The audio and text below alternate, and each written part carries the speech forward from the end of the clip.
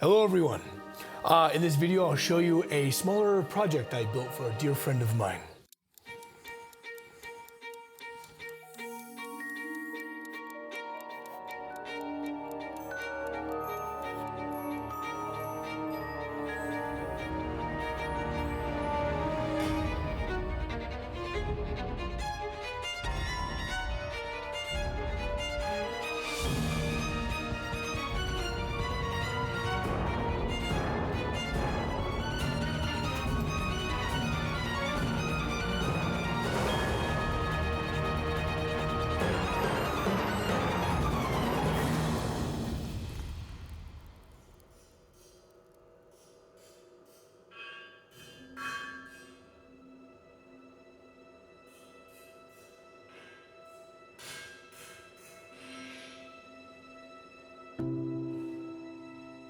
So as you know, a lot of my work is really massive, and it's so nice sometimes to be able to work on something a little bit smaller in scale. A dear friend of mine, Kathleen, came and went way out of her way and photographed the marble metamorphosis. It was just so wonderful to work with Sarah. Just look at these photos.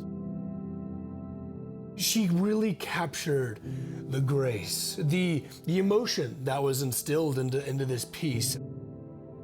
She really understood what I saw when I looked at her. Before exchanging each other's work, we both agreed to barter each other's worth, which is really wonderful. It feels a lot more meaningful than writing a check. Money is very important these days, don't get me wrong. When we were on our road trip down there, we rode together, and the entire time we were talking about like my process, the designs and everything. And she fell in love with one design in particular, the one that is very womanist, just very cosmic in design. And I remembered very instinctively her affiliation with that design. So I approached what I was gonna build her with that mindset. She's a very spiritual person, so instantly I thought of a burning bowl, one for incense and burning intentions. You know, you write down on a scrap of paper a wish or an intention that you want to seek out, and you know, that she can burn in the bowl. So that's what I set out to build. This is a great project for homesmiths. You know, this is on that kind of smaller scale. Attempt it for you at home.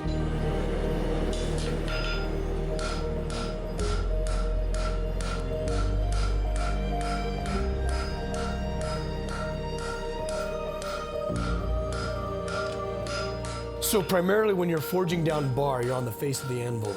And then when you're scrolling over, you're physically knocking that scroll over the edge, and it's a feel. It's very difficult to describe. You're gonna feel it, but you knock that over the edge, bring it back to yourself, and you're just constantly watching. It's always easier to make subtle adjustments, and it's much harder to go back. It's much easier to add than take away.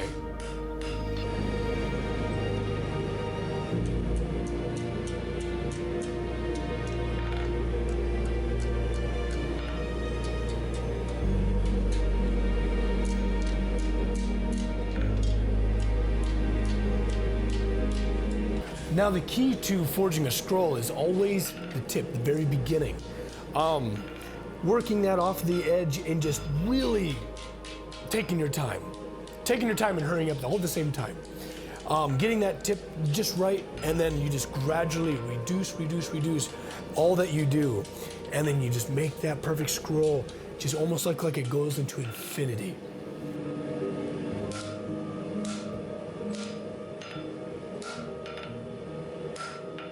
I built this funny little kind of circle swedge specifically for the purpose of forging bowls, but also it's very nice to bend bar very evenly. This tool works exceptionally well for making really nice gradual bends in bars. You strike here, and then it bends on either side. But this is an extremely useful tool that I use in my shop all the time.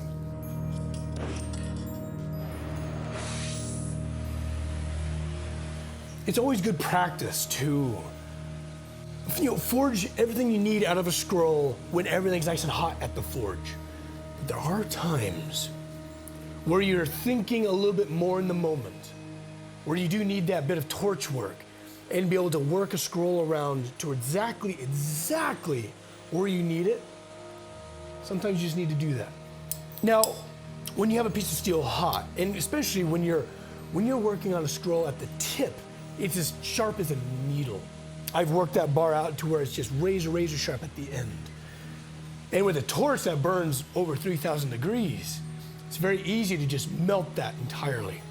So it's very, very delicate work to feather that flame over those very delicate little points, and then come in with a pair of pliers to work that scroll into position.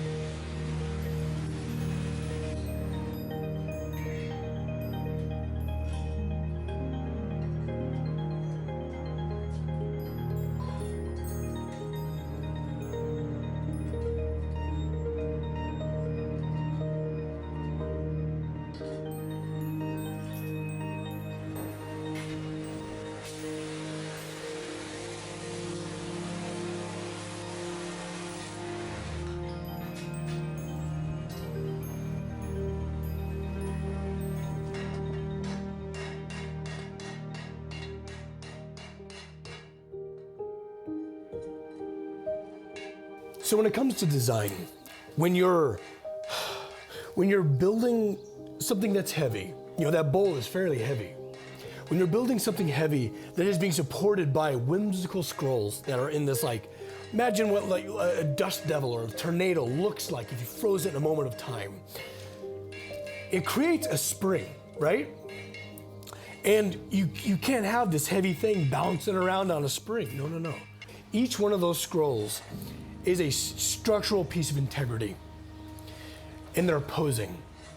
Not quite a triple helix, but they oppose each other in opposite directions, which negates the spring.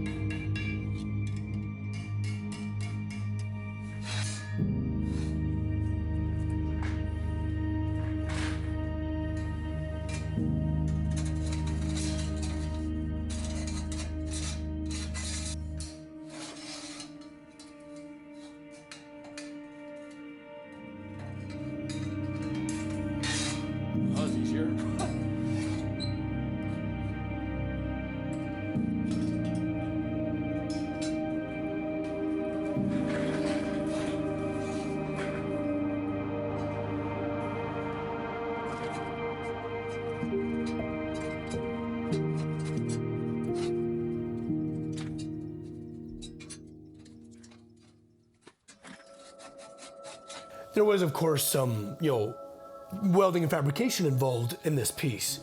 Heating the steel back up to get that mill scale to pull back out of that shiny steel is really nice. You add so much texture with heat treating. You're able to bring layers of mill scale and then sand it back down to really make the surface very dynamic.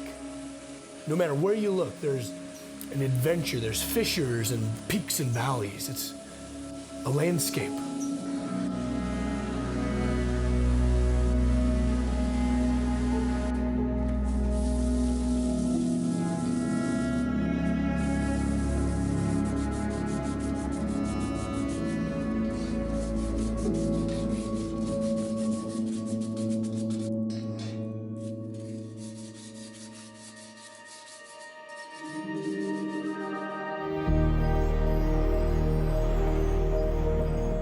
I still have the warm and fuzzies after giving her that bowl. It was so wonderful to see her face light up. Me giving that in exchange for her wonderful work in editing, photographing, all of it.